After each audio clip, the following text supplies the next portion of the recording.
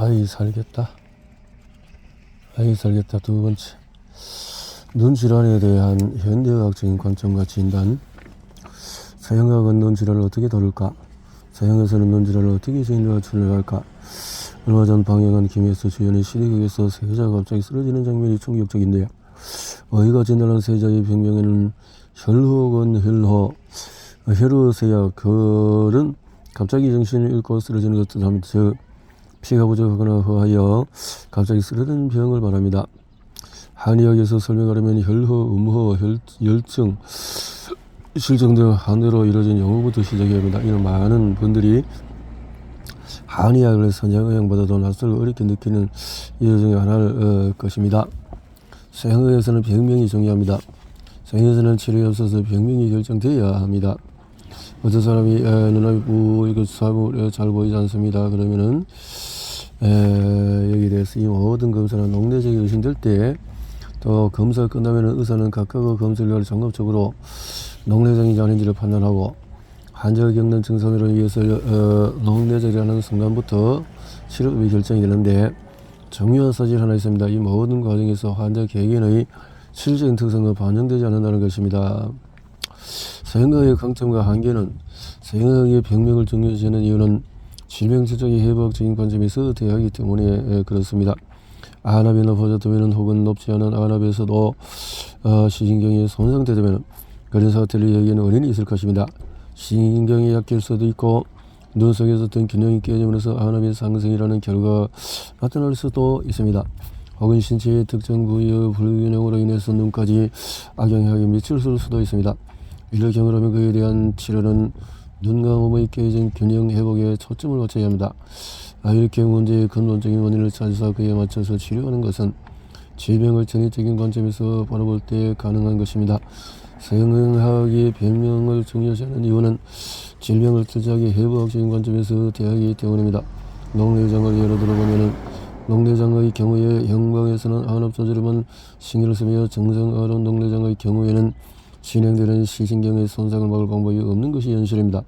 한의학적으로는 최근에 녹내장이 젊은 층을 비롯해서 많이 증가되는 원인으로 근거리 작업도 증가, 만성 스트레스, 경추 부위 긴장 등이 영향을 미친다는 것을 고려하여 환자를 치료합니다. 이와 같은 이유는 임상적으로 대개 감기울결에 해당하는 경우가 많으며, 이에 눈 자체의 순환 장애에 초점을 두고 이런 정체된 상태를 해결해 줄 수 있는 현기의 행수 등과 같은 한의학적인 방법으로 신체의 전반을 보고 치료합니다. 한의학은 병을 어떻게 바라보고 고칠까? 한의학에서는 어떻게 병을 바라보고, 서양의학이 병명을 일정 후에 치료를 시작한다면, 한의학에서는 정을 결정한 후에 치료를 합니다. 정이라는 환자의 증상, 전신 증상, 국소 증상을 아우릅니다. 병의 진행 정도, 환자의 체질, 체격, 체력의 연령 등을 음양, 표리와 한열, 허실 같은 차트로 분석한 것을 말합니다. 환자의 전반적인 몸 상태와 조건들을 한의학적인 관점에서 파악한 결과가 바로 정입니다. 서양의학의 병명과 한의학의 정은 어떻게 다를까요? 예를 들어 설명하면, 5년째 당뇨를 앓고 있는 두 사람이 있는데 그들의 병명은 당뇨로 같습니다. 하지만 둘은 다른 사람이니 각자의 체질과 체력도 다르겠죠. 그들에게는 나타나는 증상은 어떨까요? 5년째 같은 병, 당뇨를 앓고 있으니 증상도 똑같을까요? 답은 물론 아니다입니다. 각기의 체질과 체력을 지닌 만큼 병에 대한 정력은 다를 수밖에 없습니다. 한의학에서 이런 차이를 반영해서 같은 병을 앓고 있다 해도 각각 다른 증을 진단합니다.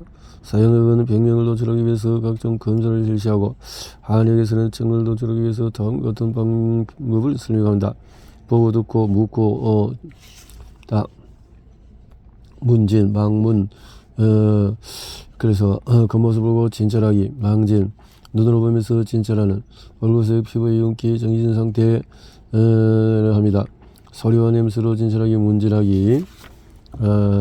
그래서 환자를 맥진하는 모습, 물어보고 진단하기 앞에서 문제는 특히 자각 증상이 있고 객관적인 신체 증상이 미미하거나 심적인 또 스트레스 등 정서적인 요인에 의해서 나타나는 질병을 진찰할 때 꼭 필요한 진찰법, 맥을 짚어서 진찰하기 절진, 진맥일 것이다.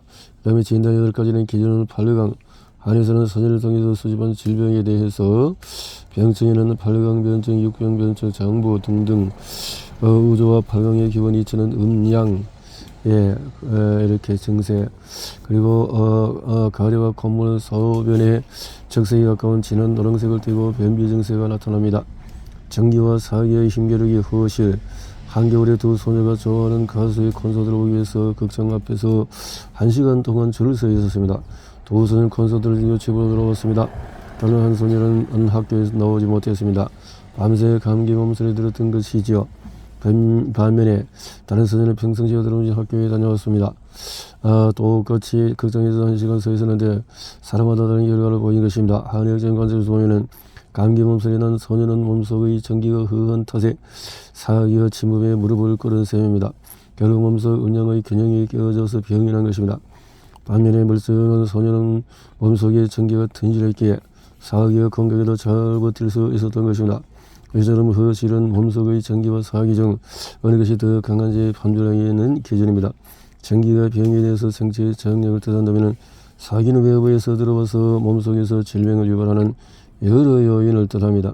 차가운 기운이 몸속에 들어와서 병을 일으켰다면 찬 기운이 사기가 되는 것이고, 바람이 몸속에 들어와서 질병이 원인이었다면 바람이 사기가 되는 것이죠.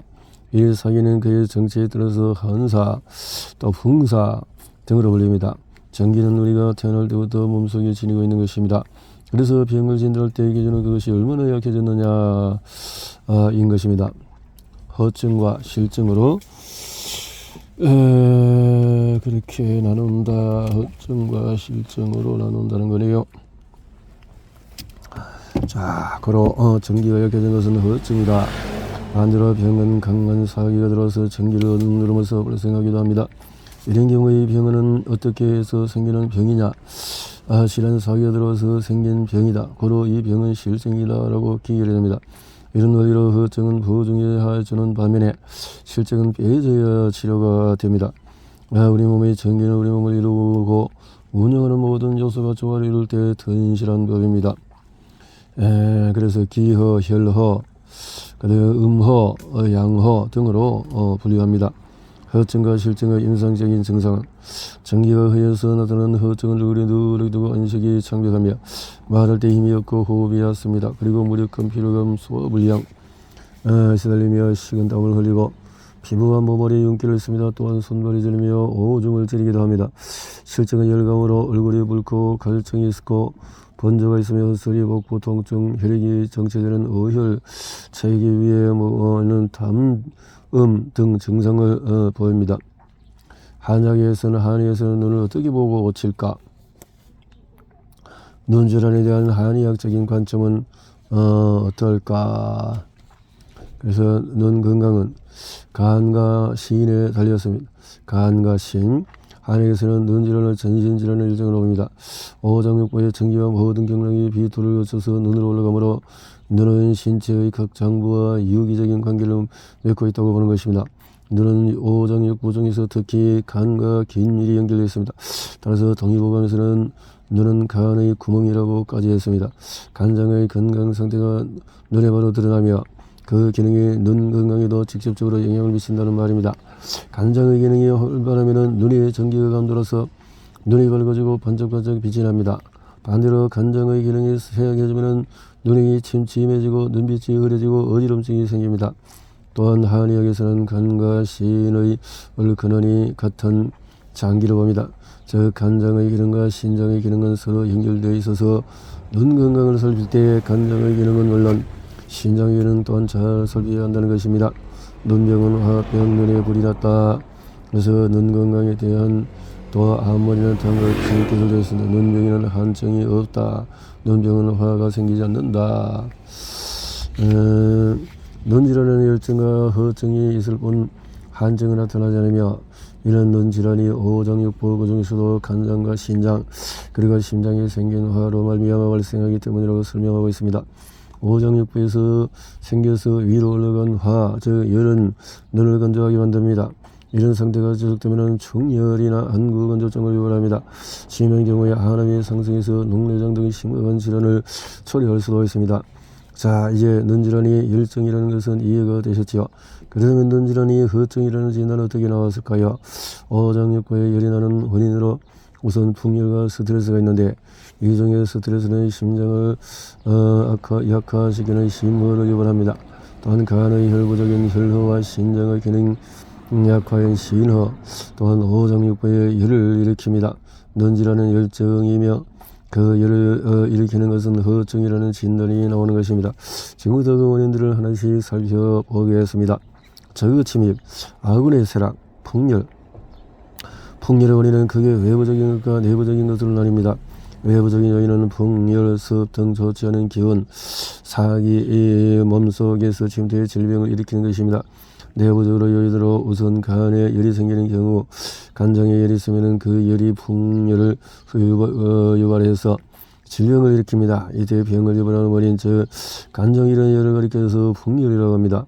풍열을 유발하는 또 다른 내부적인 요인은 몸속 기혈이 제대로 순환하지 못하고 뭉쳐버리는 경우에 울제된 경우를 말합니다. 과혈, 기, 하늘에야 순환합니다. 그렇지 못한 병이 생깁니다. 간 장군님께서 열이 나셨다.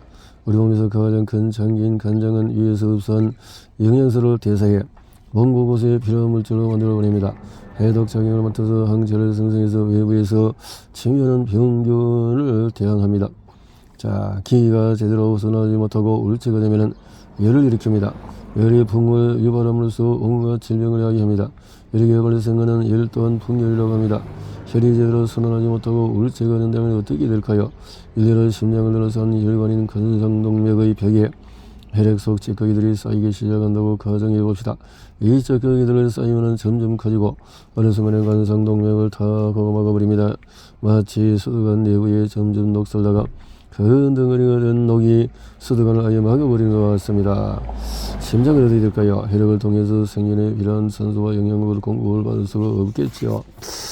심근세포들 하나둘 사멸하면 결국에는 심장의 움직임이 멈추게 됩니다. 이것이 바로 순식간에 우리의 생명을 하는 심근경색인 것입니다.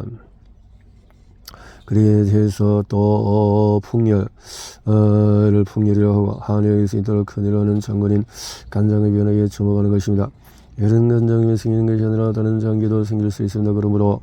그럼에도 유독 간장이 생겨서 풍을 유발하는 열만을 풍열이라 할 정도로 정지하는 이유는 이런 간장의 역할 때문입니다. 꿀잠을 선사하는 존재, 간혈. 간장은 몸속 장기 중에서 크기도 가장 크고 가장 많은 양의 혈액이 모이기도 하는 것입니다. 혈액은 심장에서 만들어서 간장에 저장이 되고 그리고 온몸으로 보내줍니다. 스며지가는 몸속의 모든 기관, 조직, 세포 등이 휴식을 취하는 때입니다. 물론 혈액도 휴식을 취해야 합니다. 혈액은 심장에서 뿜어져 나와 동맥을 타고 온몸에 흐르다가 정맥을 타고 다시 심장으로 들어갑니다. 그러나 스며지가 휴식 시간에는 심장을 움직이는데 최소량의 혈액만 몸속에 옵니다. 나머지 혈액은 모두 간장에 저장이 됩니다. 저 간장은 혈액의 쉼터인 셈입니다. 수면이 끝나면 간장에서 휴식을 취하던 또 혈액은 활동을 재개합니다. 온몸으로 방출되는 것입니다. 우리가 단잠을 누릴 수 있는 것은 혈액이 쉼터인 간장으로 들어있기 때문입니다. 또한 잠에서 깨어나서 기운을 차리고 맑은 정신으로 하루를 시작할 수 있는 것은 간장에서 휴식을 취하던 혈액도 깨어나서 온몸으로 방출되어서 활동하기 때문입니다. 이 모든 절차가 제대로 이행되지 못하면 어떻게 될까요? 단잠을 누려서도 잠에서 깨어나 활기차게 일상을 시작할 수도 없겠지요. 그래서 피로, 두통, 어리지름 등 증이 나타나는 것입니다. 간열이 부족하다는 것은 혈액이 쉼터인 간장에 제대로 깨어지 못했다는 것입니다. 그래서 간장에서 열이 나고 그 열이 눈으로 올라가는 것입니다. 간혈 부족은 왜 생길까요?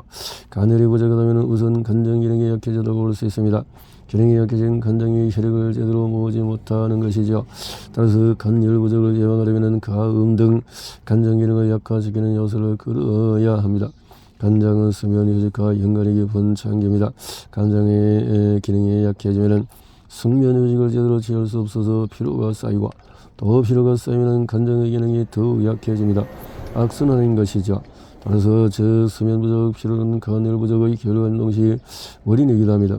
혈액이 간에 저장되는 것은 우리가 수면 휴식을 취할 때입니다. 그런데 수면과 휴식이 부족하다면 혈액은 간으로 모일 기회를 잃습니다. 단 한 번이라도 야근이나 근심 걱정으로 수면 부족에 설레보셨다면 잘 하실 겁니다. 정신이 멍해지며 눈이 건조해지고 따가움을 느끼기도 합니다. 이런 상태가 계속되면 항암이 계속 상승해서 녹내장 등 심각한 눈 질환을 유발할 수가 있습니다.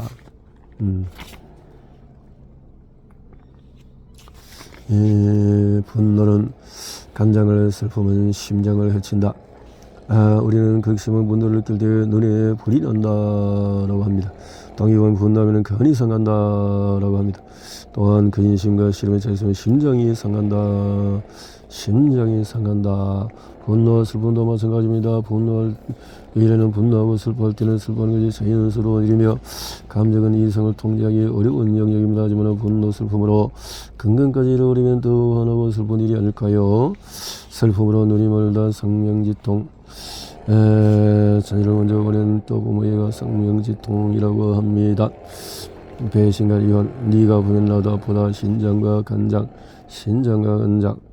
한의학에서 간과 신은 근원이 같다고 봅니다. 신장의 기능이 좋아야 간장의 기능이 좋아집니다.